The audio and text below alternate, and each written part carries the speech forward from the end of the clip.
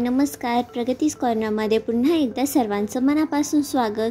तर तुम्हीही शिवणकाम करत असता आणि तुमच्याकडे खूप सारे असे कपडे उरलेले असतात, ते तुम्ही फेकून देता, काही कामाचे नाहीत म्हणून.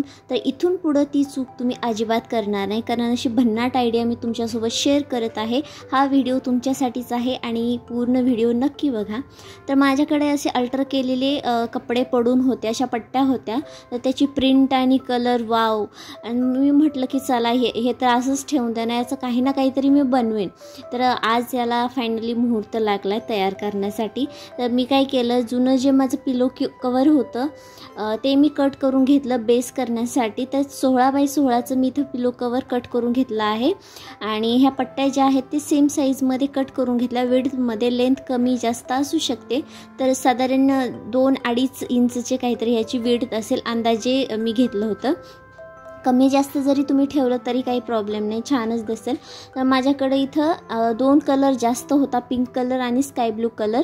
तर मग मी अल्टरमध्ये एक पिंक एक स्काय ब्लू अशा हे पट्ट्या इथं जोडणार आहे, त्यामुळे ते छान दिसेल. तुमच्याकडं अगदी सगळे वेगवेगळे कलर जरी असतील ना तरी खूप छान लुक येईल. तर अशा पद्धतीने एक पट्टी जॉईन केली, त्यानंतर ही उलट्या बाजूने एक पट्टी इथं ठेवायची आणि वरतून इथं स्टिच करून घ्यायचं आणि त्यानंतर पट्टी फोल्ड करायची. इथं तुम्ही प्रेस करू शकता.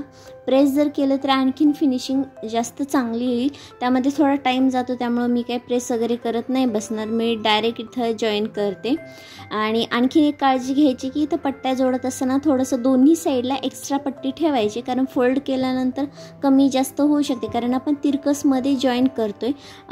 हा जो बेस आपण घेतला आहे, बेसचा कपडा, त्याचा जो कॉर्नर आहे तिथनं आपल्याला जॉईन करायला स्टार्ट करायचं आहे. पट्ट्या एकदम आपण स्ट्रेटमध्ये जॉईन नाही करत, तिरकसमध्ये जॉईन करते. कोन जो आहे या बेसचा तिथून आपण पट्टी जॉईन करणार आहोत. तर अशा पद्धतीनं मी सगळ्या ज्या पट्ट्या आहेत ते जॉईन करून घेणार आहे. अल्टरमध्ये एक पिंक एक स्काय ब्लू अशा पद्धतीने इथं मी अल्टर करून घेणार आहे. मी इथं पिन वापरते, कारण इथं मी प्रेस नाही केलं तर थोडे गोळामोळा होते इथं पट्टी, तर मी पिन अटॅच करून. तर या पद्धतीचे खूप सारे व्हिडिओ माझ्या चॅनलवरती अपलोड आहे DIYचे, तर ते तुम्ही जाऊन तिथं पाहू शकता. खूप छान छान वस्तू मी तयार केलेल्या आहेत. तर अशा पद्धतीने सगळ्या पट्ट्या मी इथं जॉईन करून घेते आणि फायनली हे कंप्लीट झालं आहे. हा जो पार्ट आहे तो कंप्लीट झाला आहे. आता याचा जो मागचा जो पार्ट होता ना तो मी ऑलरेडी तयार करून घेतला आहे, कारण त्याला काही एवढं सांगत बसायची गरज नाही.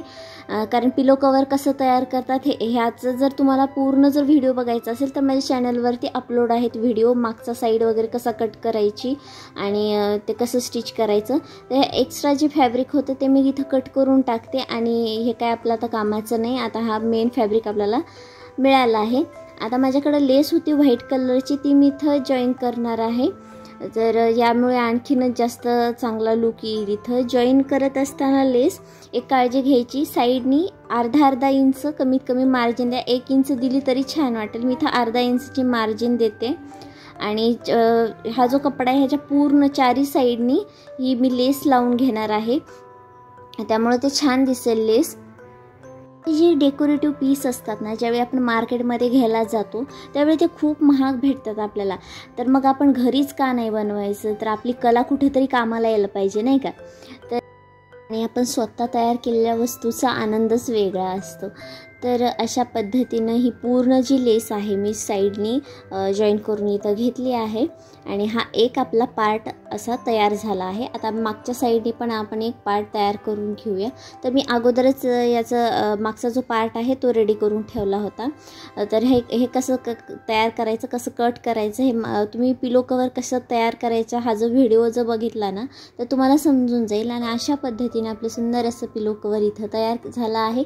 व्हिडिओ आवडला तर लाईक करा आणि शेअर करायला विसरू नका. थँक्यू.